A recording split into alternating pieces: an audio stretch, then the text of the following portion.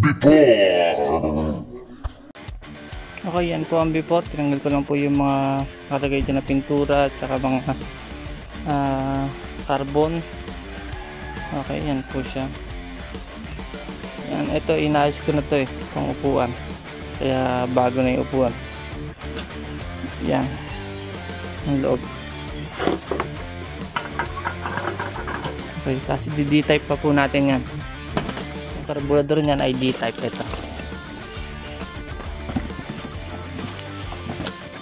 Ito yung D-type na carburetor. Yan. D-type na po natin yan. Papalitan ng bagong carburetor. At saka yung mga throttle cable nya. Saka yung kanyang manifold. Ay mahalaga po yan ng 1,000 sakto. Nagmahal nga ngayon. Okay yun.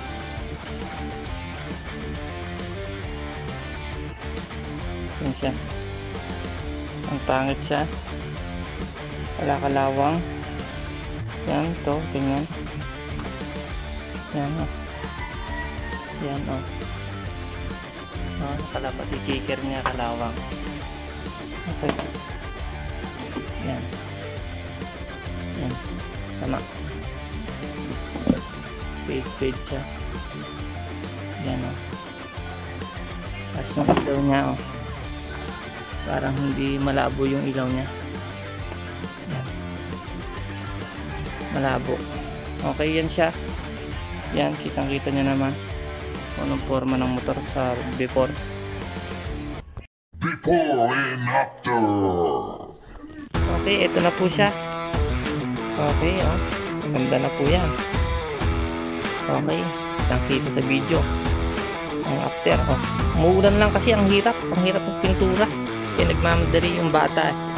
Okay, makinis. Makinis yan.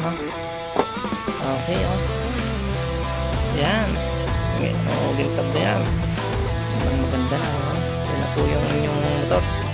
Yan po natin yan mamaya ng ano. Okay, yan na po. Meron na po siyang side mirror. Yan na. Okay, ang ganda niya, no?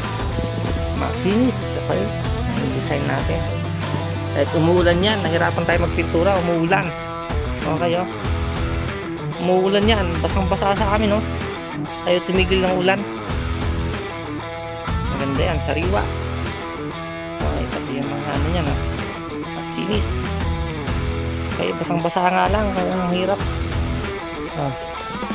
Yan, ang dumi na nung mags, gawa ng ulan. Hindi ko na anuhan yung mags kasi umuulan. Hirap ang pintura. Kasi yung bata ay nagmamadali. Okay, yan na. Good na. Maraming salamat po sa inyong tiwala. God bless.